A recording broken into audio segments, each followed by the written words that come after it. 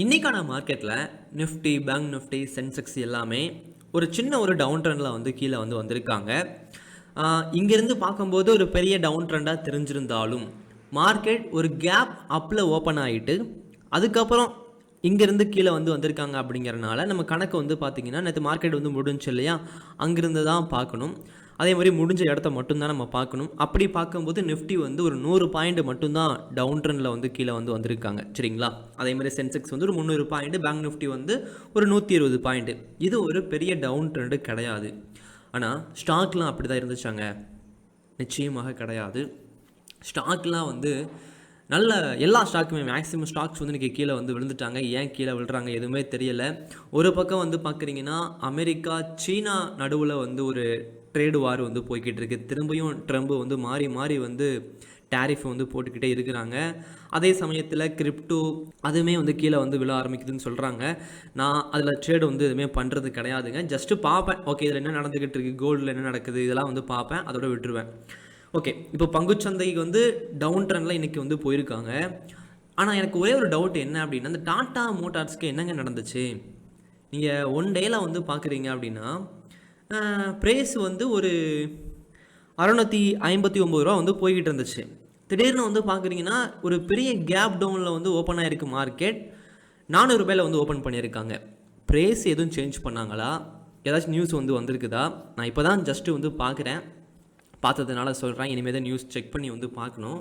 உங்களுக்கு தெரிஞ்சிருந்துச்சுன்னா நீங்கள் கமெண்டில் சொல்லுங்கள். நிறைய பேர் தெரிஞ்சுக்கிட்டும் நானும் தெரிஞ்சுக்கிறேன். சரிங்களா? என்ன நடந்துச்சுன்னே தெரியல. எனக்கு தெரிஞ்ச ப்ரைஸ் சேஞ்ச் பண்ணால் தான் இந்தளவுக்கு ஒரு கேப் டவுன்லாம் வைக்க முடியும். பார்க்கலாம். அதை பற்றி நாளைக்கான வீடியோவில் நான் அப்டேட் பண்ணுறேன், மறக்காமல். சரிங்களா? ஓகே. அதே மாதிரி இன்றைக்கி நிறையா ஸ்டாக்ஸ் கீழே தான் விழுந்துச்சு. ஸோ பங்குச்சந்தை இந்த மாதிரி வேகமாக கீழே விழுறாங்க அப்படின்னா பயப்படக்கூடாதுங்க. அதுக்கு என்ன பண்ணலாம் அப்படிங்கிற ஒரு தீர்வை தான் தேடணும். அதை தான் நானும் தேடிக்கிட்டு இருக்கேன். இன்றைக்கி எல்லாத்தையுமே பயம் காட்டிட்டாங்க.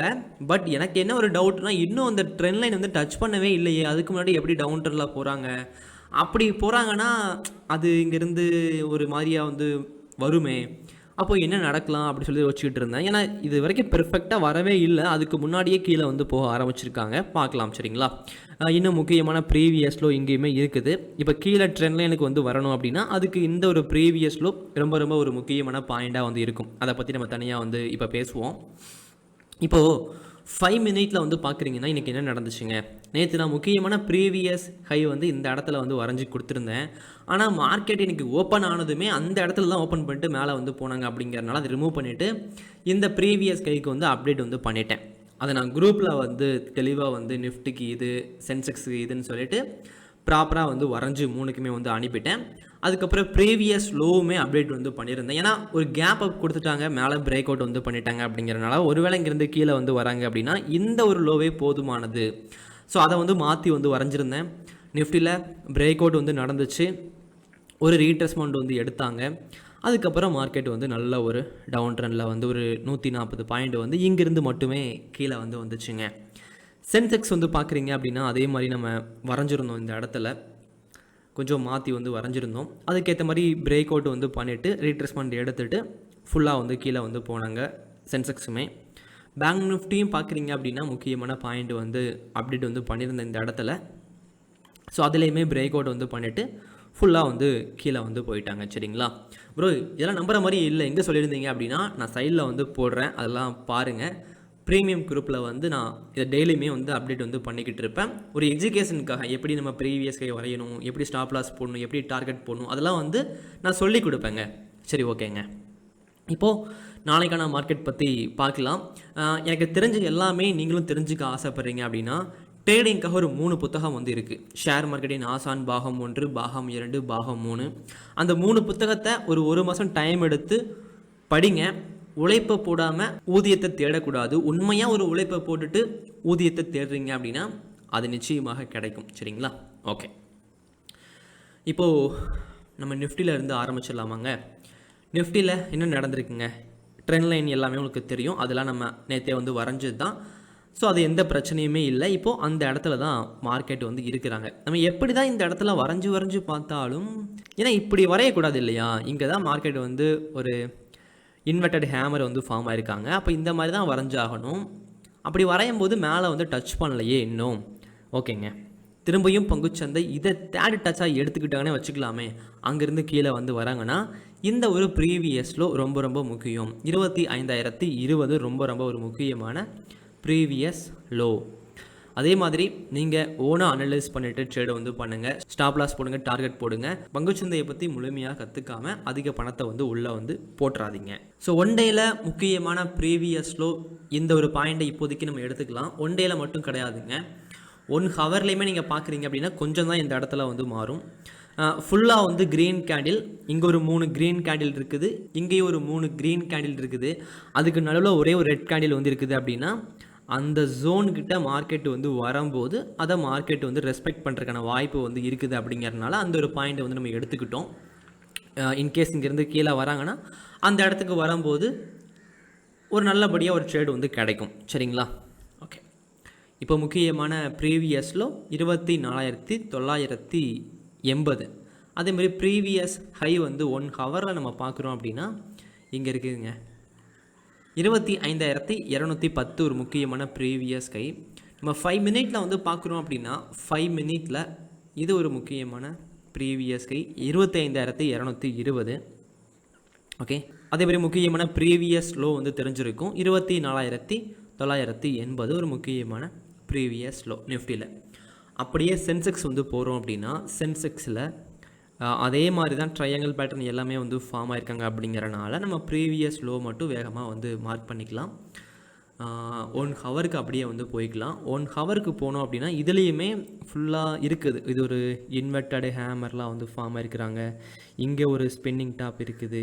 ஸோ இது ஒரு முக்கியமான ஒரு ப்ரீவியஸ் லோவாக இருக்குங்க. இந்த மாதிரி தான் வைப்பாங்கன்னு வச்சுக்கோங்களேன். இங்கே இருக்கும் ஒரு முக்கியமான ப்ரீவியஸ் லோ. அதுக்கப்புறம் அந்த இடத்துல பார்த்தீங்கன்னா இந்த மாதிரி ஒரு கேண்டில் வந்து இருந்துச்சுன்னா நம்ம இதை வரையக்கூடாது, அதுக்கு அடுத்த இந்த கேண்டில் தான் வரையணும். அதுதான் ஒரு முக்கியமான பாயிண்ட்டாக வந்து எப்போதுமே இருந்திருக்கு இது வரைக்குமே.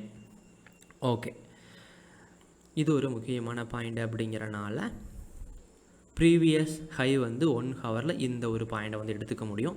82,230 ஒரு முக்கியமான ப்ரீவியஸ் ஹை.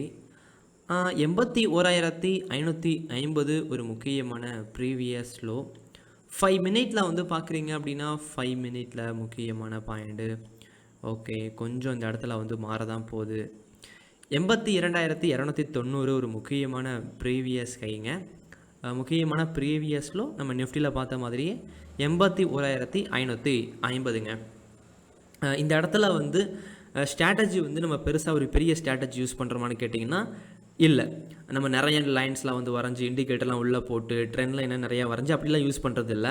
மார்க்கெட் ட்ரெண்டுக்கு ஏற்ற மாதிரி நம்ம வரைஞ்சிக்கிறோம். ரொம்ப முக்கியமான ப்ரீவியஸ் ஹை வந்து வரைஞ்சி அதை பிரேக் அவுட் பண்ணும்போது டிசிப்ளினாக ட்ரேடு வந்து பண்ணுறோம். அப்போ இந்த இடத்துல ரொம்ப ரொம்ப முக்கியமான ஒன்று வந்து டிசிப்ளின் தான். ஸோ அது வந்து நிச்சயமாக இருக்கணும். ஒரு நாளைக்கு ஒரு ட்ரேடு மட்டும்தான் பண்ணணும். அந்த இடத்துல ஸ்டாப் லாஸ் போட்டு தான் ட்ரேடு வந்து பண்ணணும். டார்கெட் ப்ராப்பராக போடணும். அதிகமான ட்ரேடு வந்து பண்ணிடவே கூடாது. இதெல்லாம் சரியாக பண்ணாலே போதும். சின்ன சின்ன ஸ்ட்ராட்டஜிலாம் கூட யூஸ் பண்ணி நல்லபடியாக ட்ரேடு வந்து பண்ண முடியுங்க. ஓகே, இப்போ நம்ம பேங்க் நிஃப்டி வந்து பார்க்குறோம் அப்படின்னா பேங்க் நிஃப்டியில் ப்ரீவியஸில் இந்த இடத்துல வந்து வரும் இல்லையா. ஓகே, நம்ம 1 ஹவருக்கு வந்து போயிடலாம். 1 ஹவரில் நம்ம பார்க்குறோம் அப்படின்னா ரொம்ப தூரமாக இருக்கிறாங்க இல்லையா. அப்போ நம்ம என்ன பண்ணலாம், ப்ரீவியஸில் இந்த இடத்துல வந்து வரைஞ்சிக்கலாம். 1 ஹவரில் 56,060 ஒரு முக்கியமான ப்ரீவியஸ் லோவாக வந்து இருக்குங்க. அதே மாதிரி ப்ரீவியஸ் ஹை வந்து பார்க்குறீங்க அப்படின்னா இந்த இடத்துல வந்து 56,740. 5 மினிட்டில் வந்து நம்ம பார்க்குறோம் அப்படின்னா 5 மினிட்டில் இந்த இடத்துல இங்கேருந்து மேலே வரணும்னா ஓகே, இதான் முக்கியமான பாயிண்ட்டு. ஒரே ஒரு பாயிண்ட் தான். 56,750 ஒரு முக்கியமான ப்ரீவியஸ் ஹை. ப்ரீவியஸ் லோ வந்து பார்க்குறீங்கன்னா 56,060ங்க. ஸோ நிஃப்டி சென்செக்ஸ் நல்லா இருக்குது. பேங்க் நிஃப்டி கொஞ்சம் தூரமாக இருக்கிற மாதிரி ஃபீல். நிஃப்டி சென்செக்ஸ் பக்கமாக இருக்குதுங்க. ஓகே, ரொம்ப ரொம்ப கவனமாக சேஃபாக வந்து ட்ரேட் வந்து பண்ணுங்கள். நீங்களும் கொஞ்சம் ஓனாக வந்து மார்க்கெட்டை வந்து அனலைஸ் பண்ணி பாருங்கள். மார்க்கெட் வந்து ஓப்பன் ஆகிறதுக்கு முன்னாடியே ப்ராக்டிஸ் வந்து பண்ணுங்கள். இந்த மாதிரிலாம் ப்ரீவியஸ் ஹை வந்து வரைஞ்சி ட்ரெண்ட்ல எல்லாம் வரைஞ்சி என்ன மாதிரி மார்க்கெட் போகுது, ஏன் திரும்புது, ஏன் ஸ்டாப் லாஸ் கிட்ட ஆகுது, ஏன் நல்லபடியாக மார்க்கெட் வந்து மேலே வந்து போயிருக்கு, அப்படி மேலே வந்து போயிருக்குன்னா அது ஏன் போயிருக்கு, அந்த இடத்துல என்ன மாதிரி பேட்டர்ன் ஃபார்ம் ஆகிட்டு பிரேக் அவுட் பண்ணிட்டு போயிருக்கு அப்படிங்கிறத வரைஞ்சி ப்ராக்டிஸ் பண்ணுங்கள். டெக்னிக்கில் ஸ்ட்ராங் ஆகிட்டீங்க அப்படின்னா நீங்கள் நிறைய விஷயங்களை வந்து கண்டுபிடிக்க முடியும், பண்ண முடியுங்க. ஓகேங்க, நாளைக்கான வீடியோவில் வந்து பார்க்கலாம். தேங்க்யூ.